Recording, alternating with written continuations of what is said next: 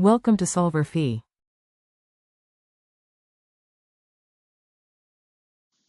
The equation for a saturated solution of calcium sulfate is CaSO4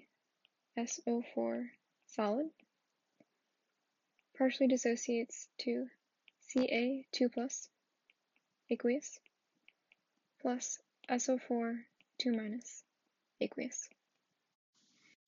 That means our KSP is equal to the concentration of Ca2 plus times the concentration of SO4 2 minus. In order to calculate the value of the KSP, we have to start by converting our solubility here into molar solubility. What that means is we have to go from grams over milliliters to moles over liters, which is just molarity. So we have 0.209 grams of CaSO4 in 100 milliliters of solution. Let's start by doing the easy part of converting milliliters to liters. There are 1,000 milliliters in 1 liter, and just to make sure we are canceling our units correctly, there are milliliters on top and milliliters on bottom, and we're left with liters on the bottom, which is what we're looking for.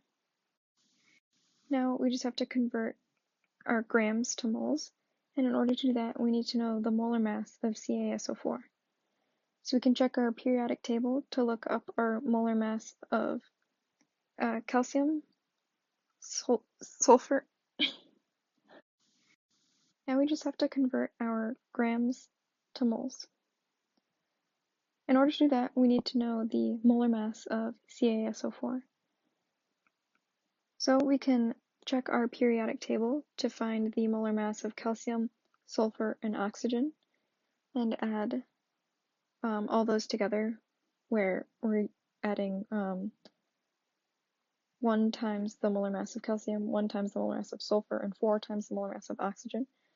And then we'll get the total molar mass of CaSO4. Once we do that, we get a value of 136.14 grams per mole, which means for every mole of calcium sulfate, we have 136.14 grams of calcium sulfate.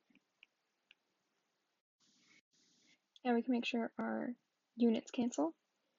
We have grams of calcium sulfate on the top and grams of calcium sulfate on the bottom, milliliters of solution on the bottom and milliliters of solution on the top, and we're left with moles of calcium sulfate over liters of solution, which is what we're looking for. Doing this calculation, we get a molar solubility of 0.0154. So now we know that we start with 0.0154 molar CaSO4. What that means is that once this amount of CaSO4 dissociates, we're left with